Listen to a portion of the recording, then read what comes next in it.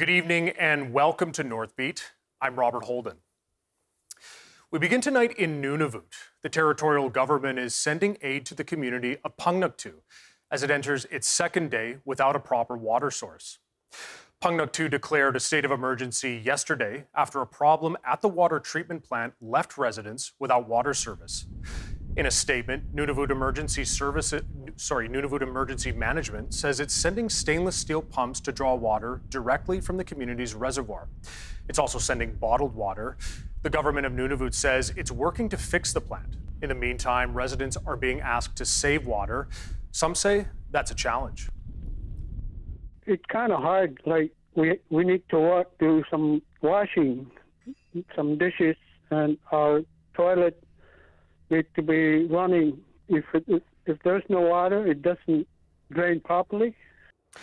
Evic says he can get water from the Duval River, but the territorial government has now issued a boil water advisory for the community. That goes for all water sources, including water drawn from natural sources like the river. CBC News has reached out to the hamlet and the federal government for more details. The Yukon's outgoing cabinet says it's working to improve oversight on heap leach mining.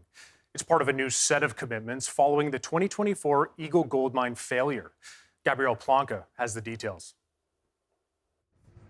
Earlier this year, an expert review board made recommendations on heap leach mining. In the wake of the Eagle Mine failure, it said the industry and the government could make things safer.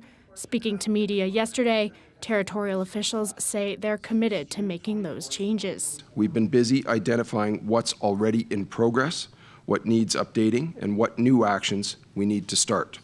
Stryker says the government is reviewing quartz mine licenses and guidelines for mine waste management facilities to check if they align with the review board's recommendations. Taking these steps quickly is an important part of rebuilding trust in the Yukon's mining industry. Government biologists also gave an update on remediation at the mine site. They said there's more storage for contaminated water. They say because of that, cyanide levels are going down in the surrounding environment. Contaminant concentrations in the creek generally improved. This is in part due to the collection and storage of contaminated groundwater that is effectively averting contaminants from reaching the creek. Experts say they didn't see any dead fish this year, and contamination is not expected to impact any main waterways like the Yukon River. Gabrielle Plonka, CBC News, Whitehorse. 3 men have escaped police custody in Iqaluit, Nunavik, and they're still on the run. Nunavik police say the 3 detainees used a shoelace to open the latch in their cells early this morning. A civilian guard was there at the time, but police say they're not trained to intervene. Police are asking people to be on the lookout for the 3 men, but they don't believe they're armed or pose a threat.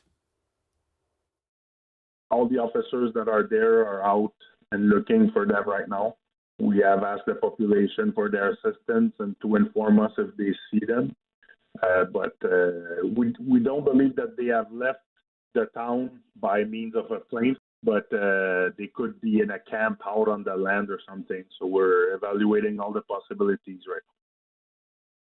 If the search drags on, Morin says police may send staff from other communities. But right now, weather conditions in Iqaluit are not favorable for planes to land.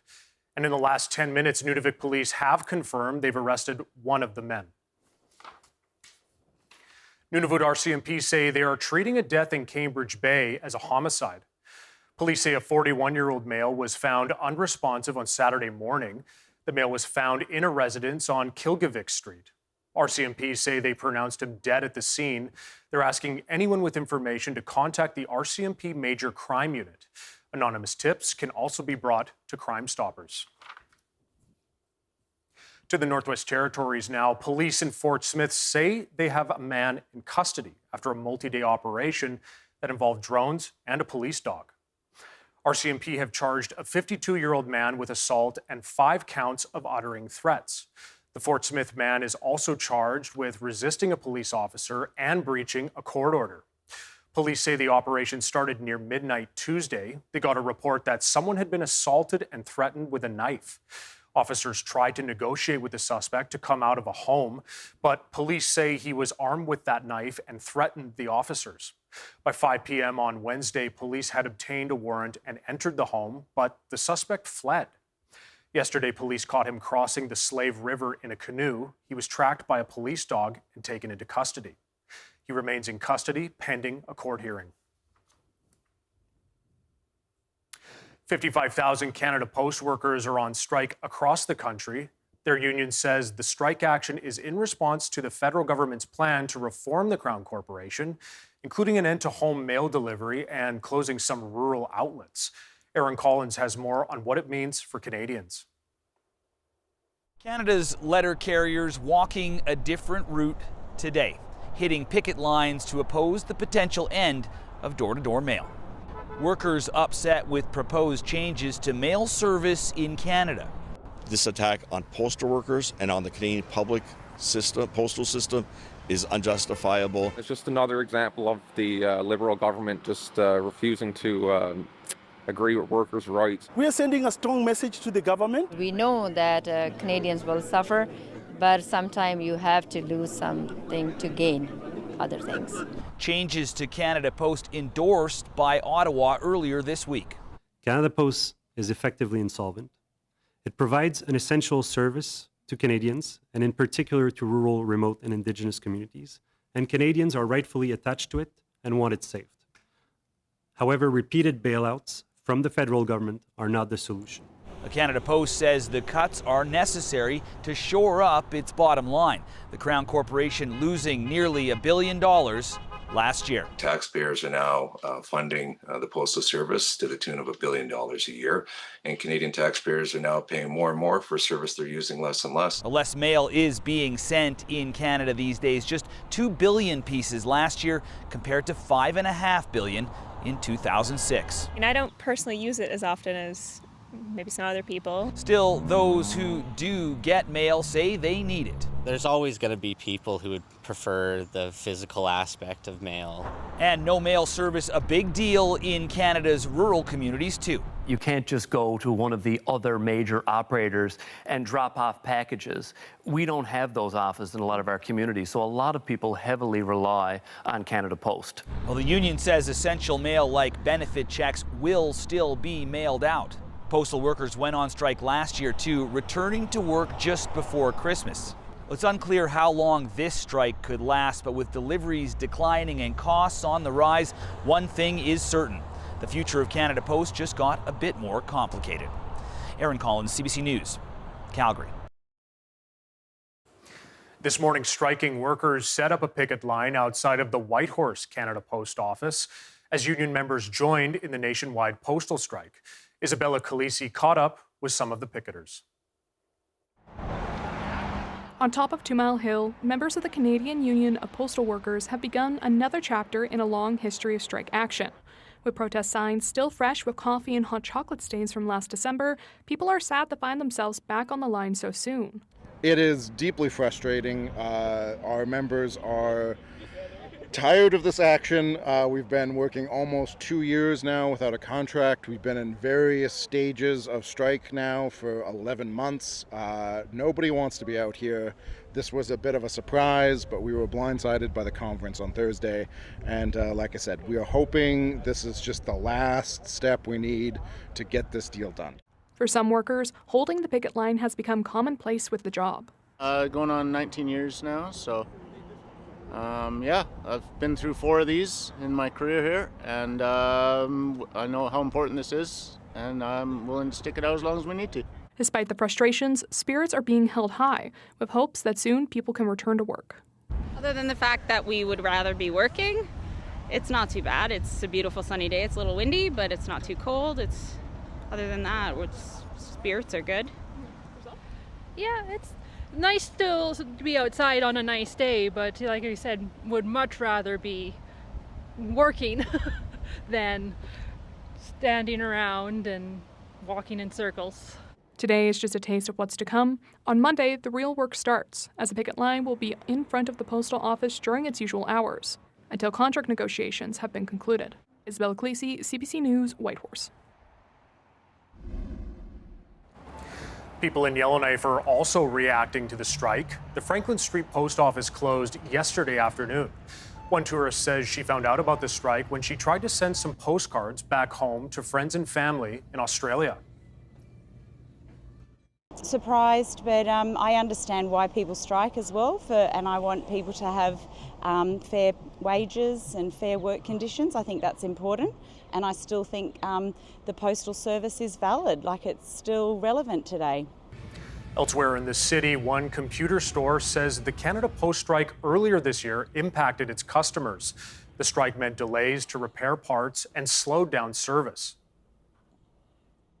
It's really the delay. It was a really big delay to the point that we were forced to either like drop some sales because we went over the time limit that the customer put because they needed for like a week later, and then it came in like 3 weeks after.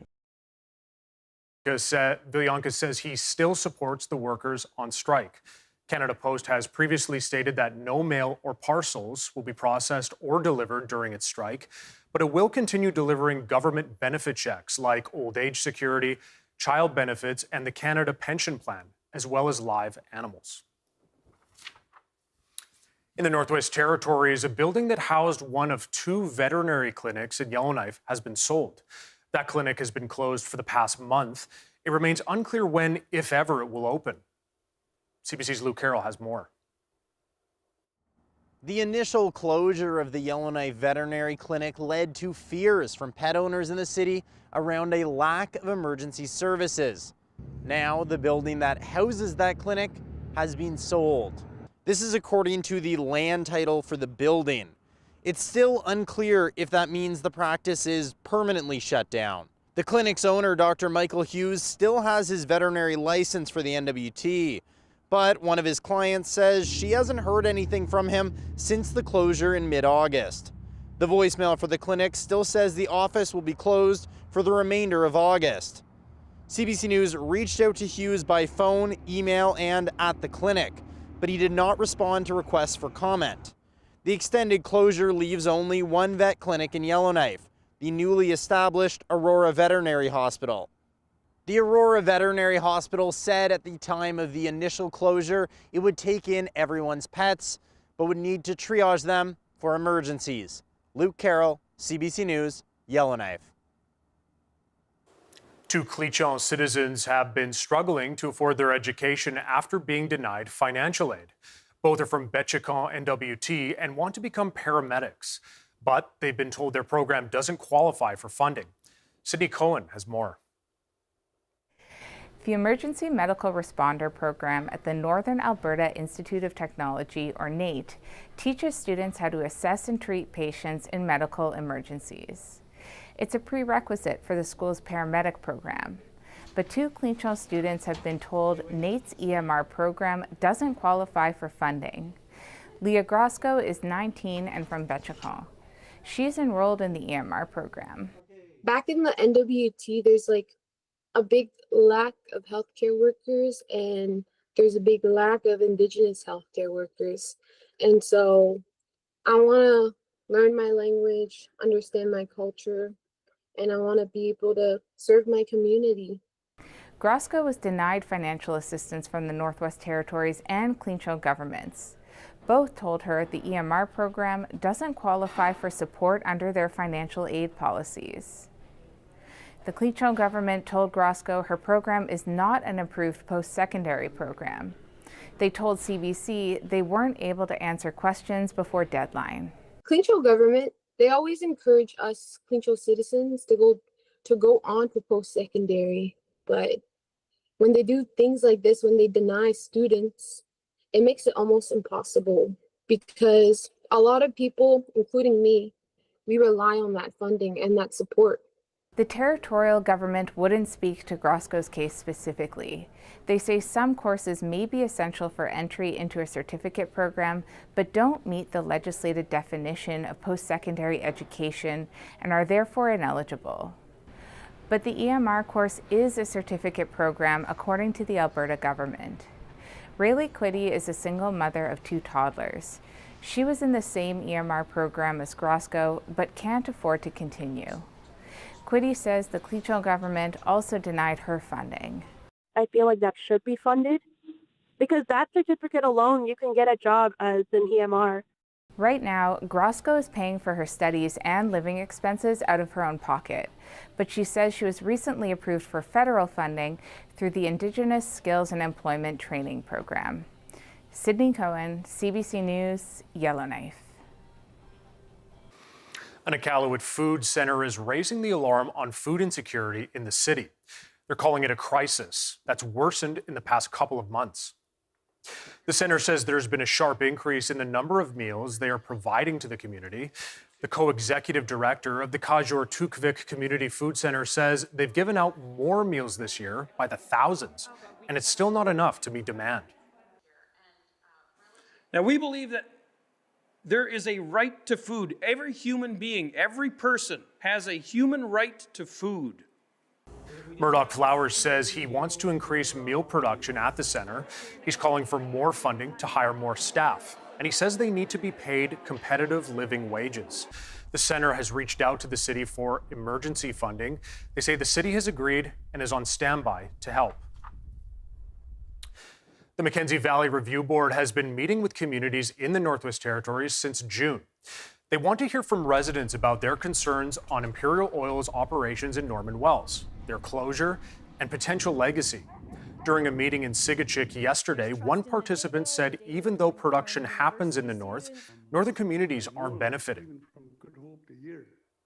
All our oil and gas goes to Alberta and probably down to Detroit, the last I heard, and to refineries. And here, everything is coming from here, from the north. What the hell we get out of it? Nothing. Other concerns mentioned in past meetings include a lack of trust towards Imperial Oil, effects on fish and wildlife, and concerns over water in the Mackenzie River and air quality. By the end of these scoping sessions, consultations will have happened with 7 communities near the Mackenzie River. The last session will be held in Nunavik tonight.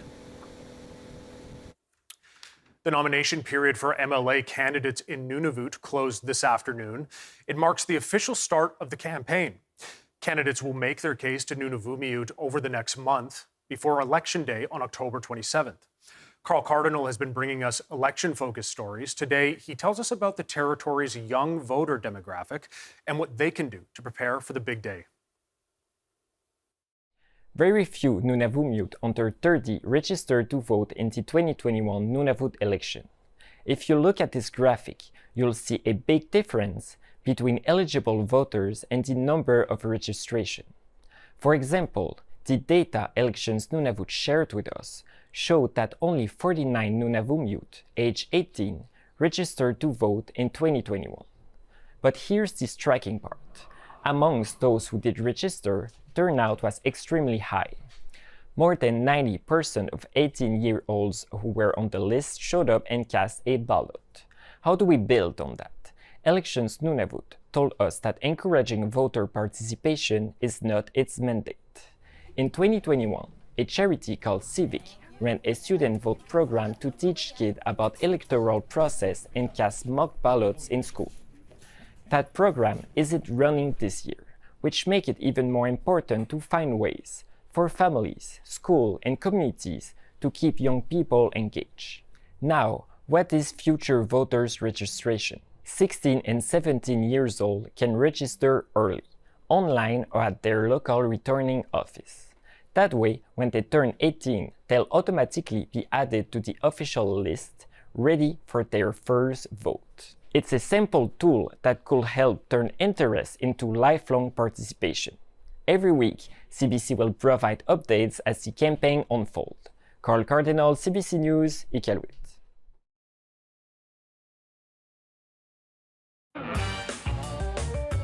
The future is everything.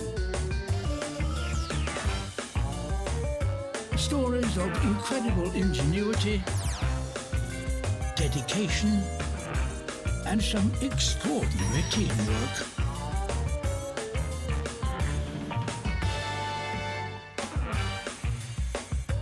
This is parenthood.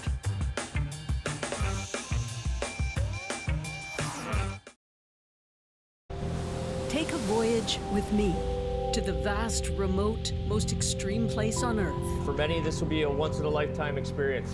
Where the effects of climate change are intensifying. The poles are a very rapidly changing place. And geopolitical cracks threaten peace and stability. Do you think there's a security concern? I definitely do. Experience the historic all-Canadian mission. CBC in Antarctica. Watch free on CBC Gem. Want to get the most out of CBC News? Use the app or cbcnews.ca for live breaking news on the stories that matter to you. Whether it's local, national, or around the world, turn to CBC News. It makes sense that they get a larger share, or does it? Welcome to the Greenbelt. All of this, just single detached homes. Yes. What do we know? I think we can explain. About that with Andrew Chang. Although the NBA currently is flooded with Canadian players, this was not a reality. A new immigration law. This story, it's directly tied to all of those families who made a brave choice to come to this country.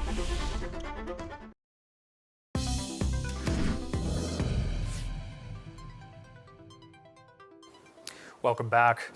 This summer, the Royal Navy Reserve held surveys around Whitehorse about setting up a unit for the Yukon. They found a primary reserve would be feasible, and it's highly desired by the population. It's a concept with a long history. So in 1923, Admiral Hose saw a need to provide knowledge inland about what the Navy does. He came up with a concept of putting Naval Reserve units in all the different communities to provide knowledge of the Navy, extra skills, and to make citizen sailors that would be able to bring these skills back to their communities, improve life of their neighbors, and help support the local environment. Lieutenant Salters says a full unit would take years to establish, and that the next step is to bring their findings back to their superiors in Ottawa, later presenting in February or March of next year.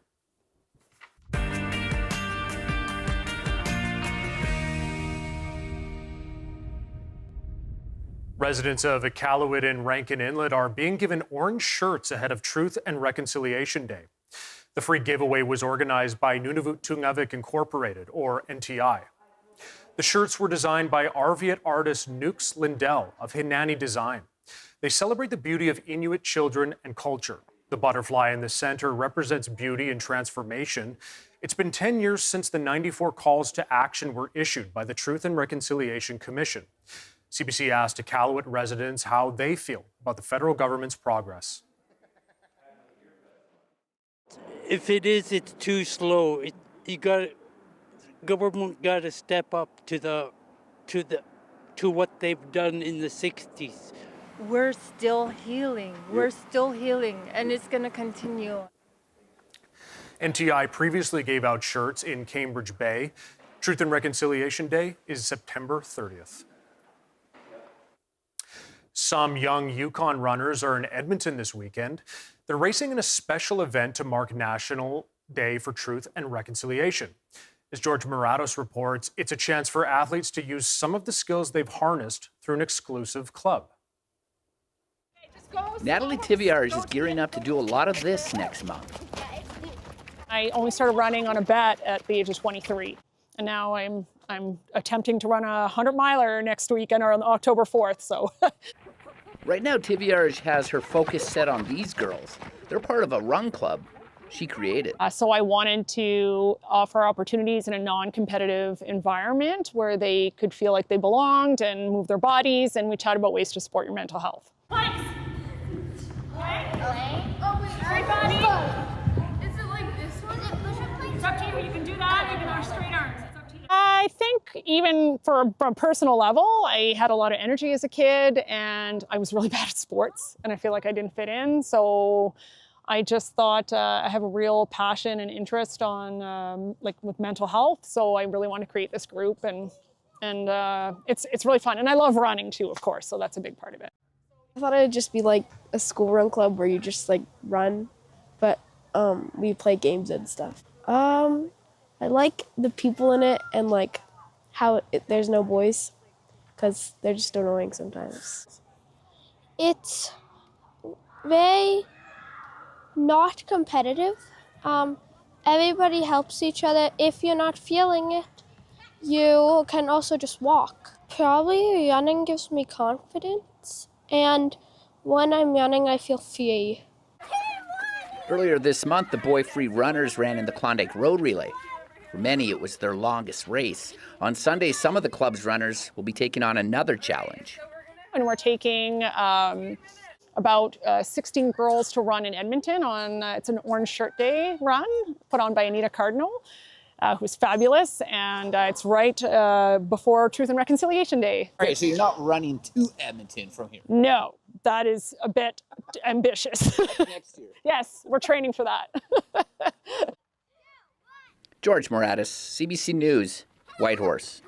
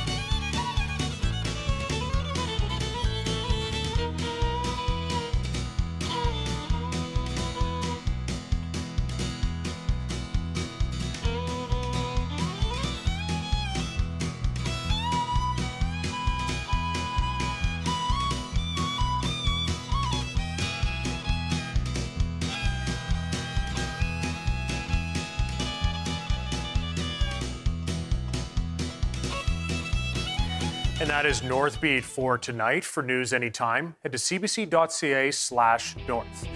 Thank you for watching. I'm Robert Holden. Have a great weekend.